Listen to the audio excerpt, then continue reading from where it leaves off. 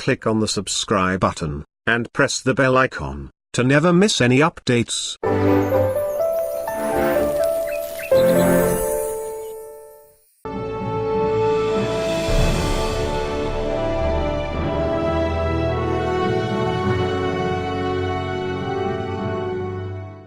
السلام عليكم ورحمة الله وبركاته. إن الحمد لله الصلاة والسلام على رسول الله أما بعد أعوذ بالله من الشيطان الرجيم ويؤثرون على أنفسهم ولو كان في خصاصة.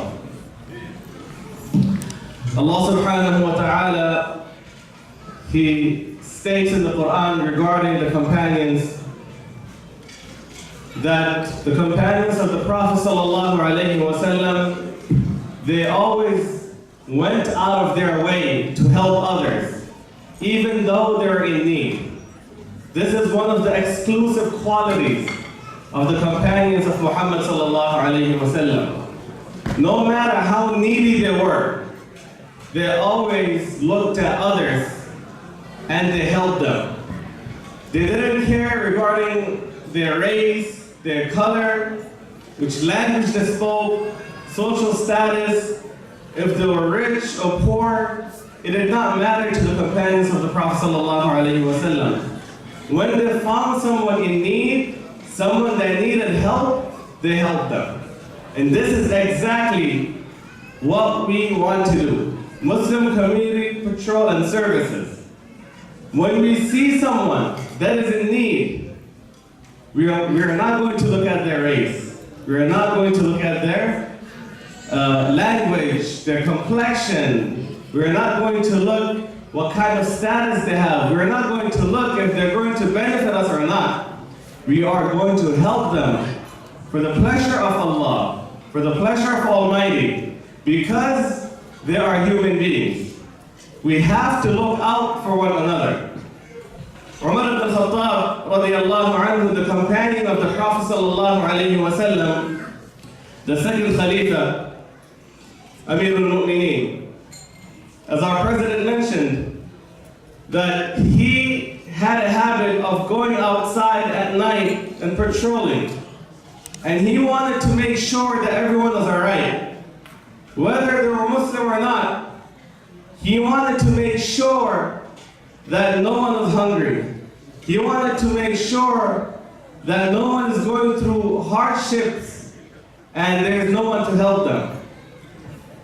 As usual, he was going out one night with one of his workers outside of Medina, and he saw a small hut with like fire from a far distance. And he goes close and he sees an elderly woman with some children. And the children are crying. So Umar radiallahu anhu, with his worker, he goes and he says, can we get permission to speak to you from outside of the hut? Can we speak to you, old lady? She says, of course, yes, come in. She says, what's going on? The children are crying. I see you lit a small fire with water boiling on top. He said, you do not have any food to eat. The children are hungry. We are starving. We have nothing. We have nothing. We are starving. So I'm trying to put the children to sleep by making it seem that I am cooking food. I'm boiling this pot of water so that children, they may think that I'm cooking something so that they can eat, and in the meanwhile, hopefully they can go to sleep. Umar radiallahu anhu, the companion of the Prophet sallallahu alayhi wa sallam, may Allah be pleased with him, he started to weep. He started crying. And he said, hang on here, hold on. He told his worker, come with me. Let's go back into town in Medina. And Umar radiallahu anhu filled a huge bag with barley, butter, dates, and all other groceries that they needed. And Umar radiallahu anhu put that on his shoulder, and as he started walking, his worker said, oh, my boss, let me help you with this. Let me carry this load. Umar radiallahu anhu said, are you going to carry the load? My load, when I stand in front of the Creator, when I stand in front of God, are you going to carry my load? Are you going to carry my sins? He said, of course not. He said, then you cannot carry this load. I am responsible. I am in charge of the area. And there are people that are hungry and homeless. Umar radiallahu anhu, he goes and for miles he walks outside of Medina, in the outskirts of Medina, and he goes right to the family with a full bag of food and some money. And he says, this is all for you. And then he puts barley and butter and dates like a sweet dish, and he started making that on the fire. And his workers asked him, Umar, what are you doing? You are the leader of the Muslims. What are you doing? Let me do it. He said, no. Because of me, I am responsible. It should have been my responsibility to take care of them. I should have known that they were hungry from before. So Umar radiallahu anhu, he made the dish. The old lady ate. The children ate. And Umar radiallahu anhu, he went away. He went a little far and he was looking at them from a distance. And the worker asked him again. He said, what are you doing?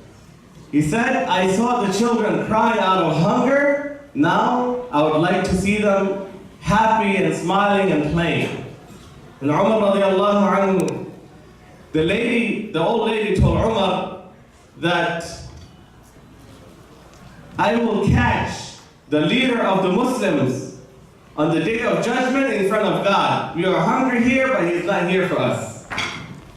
I wish you were in place of the leader.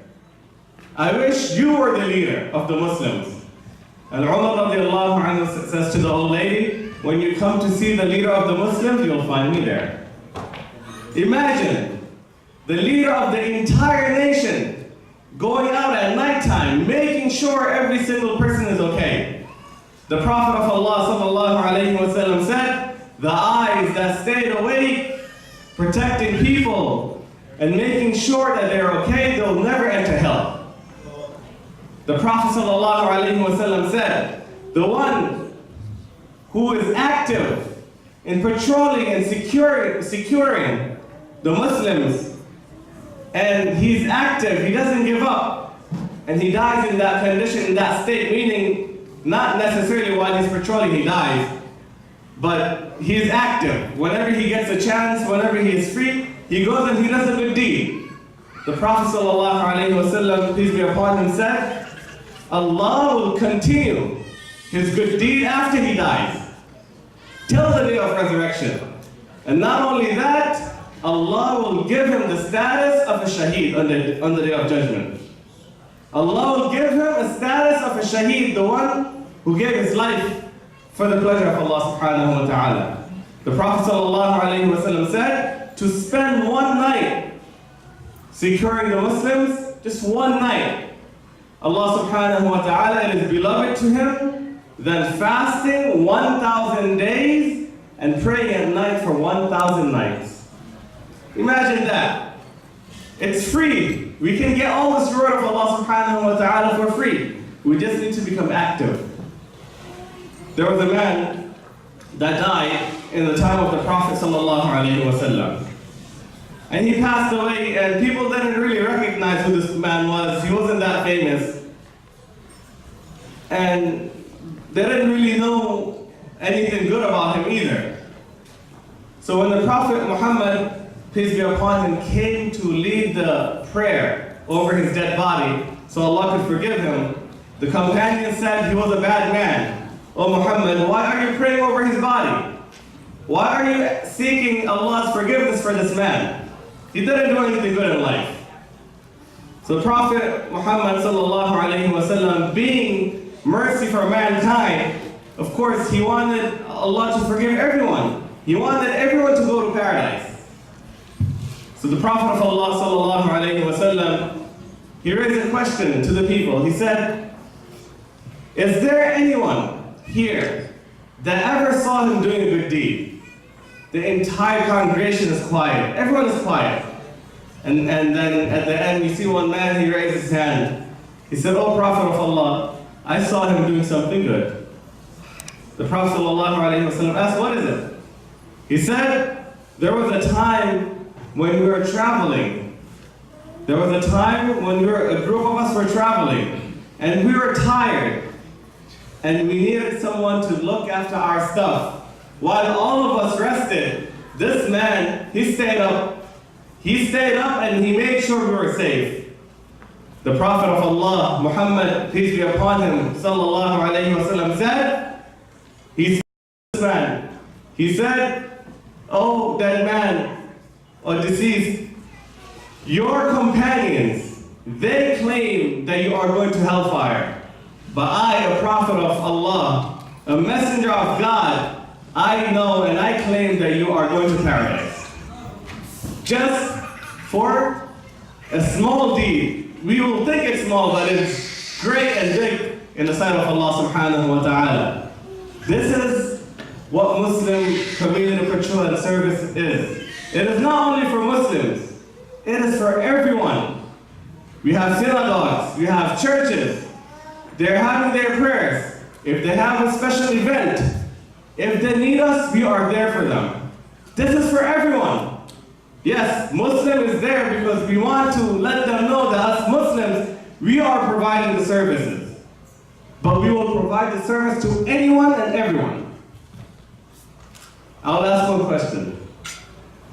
Who remembers those 2 Imams that were killed a few years ago? Raise your hand. And what happened to that man that killed the 2 Imams? Most of us don't know. Most of us don't know. So, think if we had some cars near the mosque with lights on, looking out for suspicious people that are acting, in a weird way. If we had our cars there and we saw suspicious activity and we called 911 and they responded, is it likely that those 2 Imams would have been saved? Yes or no? Yes. So now do you think we need Muslim community patrol and services? Yes. I see many masajid here. Darul Jannah, Baitul Jannah, Bangladesh Muslim Center. We have brothers from Mashayikh Travel. We have more than maybe 20 or 30 masajid, mosques just here, representatives from different mosques just here. Imagine we have these cars in every single masjid. Wouldn't our people feel more safe? Yes or no? Yes. Wouldn't they feel more comfortable? Yes. If they needed any help, they can turn to us and we will help them to the best of our capability. And this is Muslim community patrol and services. We are for all. May Allah subhanahu wa ta'ala give us tawfiq. May God accept all the good deeds from us. Ameen.